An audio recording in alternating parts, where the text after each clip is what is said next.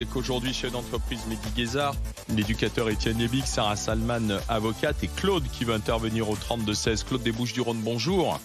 Bonjour à tous. Est-ce que vous pensez là que c'est normal, ça devient une affaire d'État et que les responsables politiques s'en emparent, mon cher Claude, là, le faire des punaises de lit? Je pense que c'est une polémique de plus.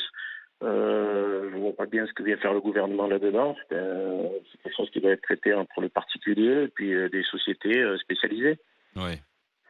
Cela dit, moi je ne constate pas plus de punaises de lit cette année que les autres années en fait. Là on est en fin d'été, moi j'habite donc sur Arles, donc c'est une région qui est très touristique. Effectivement, donc à la fin de la saison touristique, on constate qu'on a un peu plus de demandes de particuliers, d'hôtels, etc.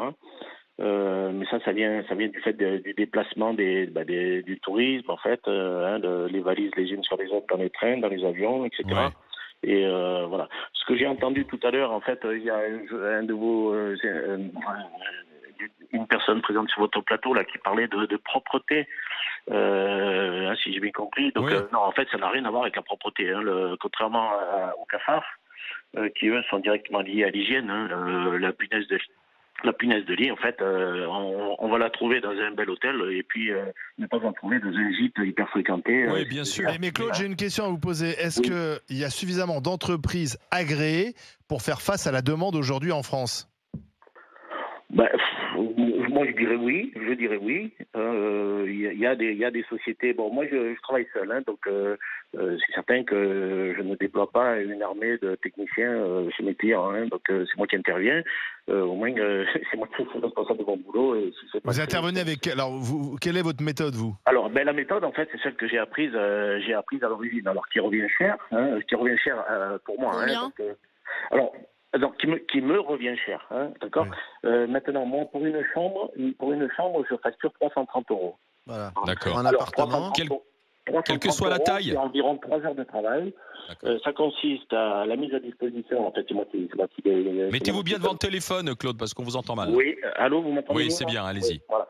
Donc, moi, mon protocole, c'est quand j'arrive chez les gens, donc je mets à disposition à volonté des sacs hydrosolubles pour le passage à la machine à laver à 60 degrés. Donc le linge qui ne peut pas passer à la machine à laver parce que trop fragile, souvent c'est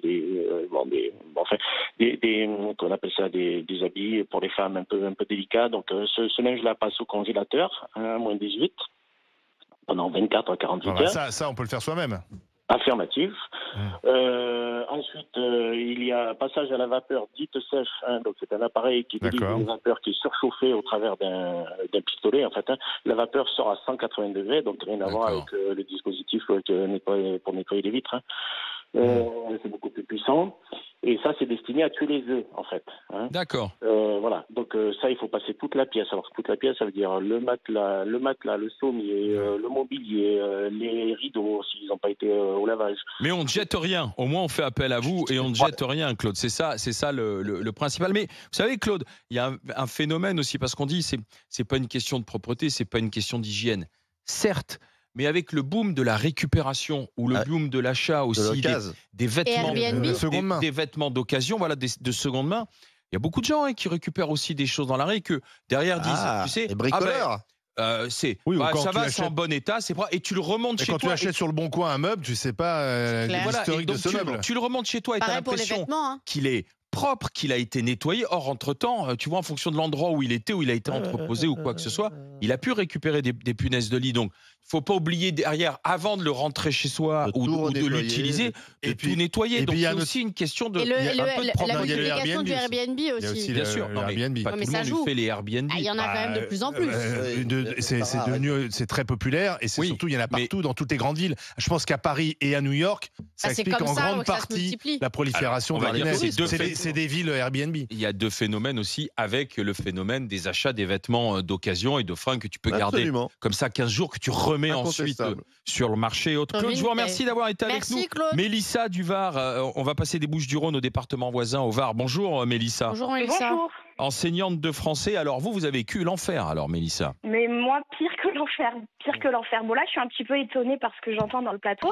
Bon déjà, comme l'a dit là, le monsieur qui est professionnel, Claude. Oui voilà, ça n'a rien à voir avec la propreté. Moi, j'en ai eu. C'était il y a 3 ans. J'étais montée sur Paris pour un mariage avec mon mari et mon fils et j'ai dormi dans un hôtel, en plus un très bel hôtel. De ce fait, je suis revenue avec des punaises de lit à la maison. J'ai été contaminée donc à Paris dans un hôtel. D'accord. Et combien de temps ça a duré chez vous ? Ah, on a perdu notre camarade. On va parler avec Marine. Bonjour Marine. Oui, bonjour les grandes gueules. Votre témoignage, vous aussi, vous avez été touchée il y a quelques années alors Marine. Oui, tout comme Mélissa, il y a à peu près 3 ou 4 ans. Je confirme, c'est un véritable fléau et je pense que les seules personnes qui sont en mesure d'en parler, ce sont les personnes qui ont été touchées par ce problème et également les professionnels, parce que moi je suis effarée parce que j'entends à la télévision sur de nombreux plateaux de télé, et notamment lors de débats dans des émissions quand même assez sérieuses.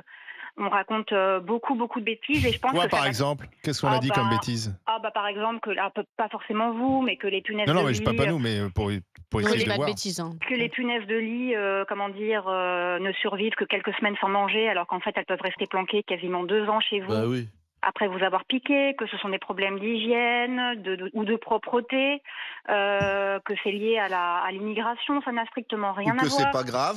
Ou que c'est pas grave. Oui, alors que c'est vraiment un enfer. Ou qu'il suffit parfois de mettre juste un pied de lit en inox. Ça, c'était dans les grandes gueules par contre. J'en suis désolée. Et puis c'est bon. Ah oui, c'est vrai. Alors ça, c'est faux ou pas ? Parce que j'ai pu. Effectivement, j'ai entendu quelqu'un dire qu'il fallait pas mettre des pieds de lit en bois, mais des pieds de lit en inox. Ça, vous dites c'est bidon. Ça, alors je dis pas que c'est bidon, et je pense que Claude sera peut-être plus en mesure d'en parler. Nous, ce qu'on a fait en fait, c'est qu'on a mis du scotch double face autour de nos pieds de lit.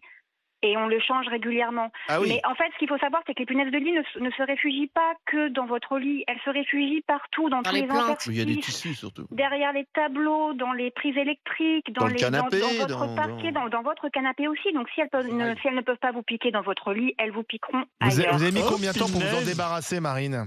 Alors nous, ce qu'on a fait, c'est qu'il y a eu un traitement chimique dans notre appartement, mais on a aussi fait un traitement mécanique. Vous savez, quand vous n'arrivez plus à dormir dans votre lit de peur, non pas d'être piqué, mais de peur d'en trouver. Je connais des gens qui ont dormi dans leur baignoire. Non, mais c'est pour ça qu'il y a un vrai. Non, tellement ils n'en pouvaient plus. Il y a un véritable enjeu de santé publique parce que ça peut pousser les gens dans une profonde détresse. Donc il faut que les pouvoirs publics s'en emparent de cette question, alors Marine. Alors c'est-à-dire qu'il n'y a rien d'utopique. Je pense pas. Il y a un moment, faut pas qu'on soit assisté dans tout.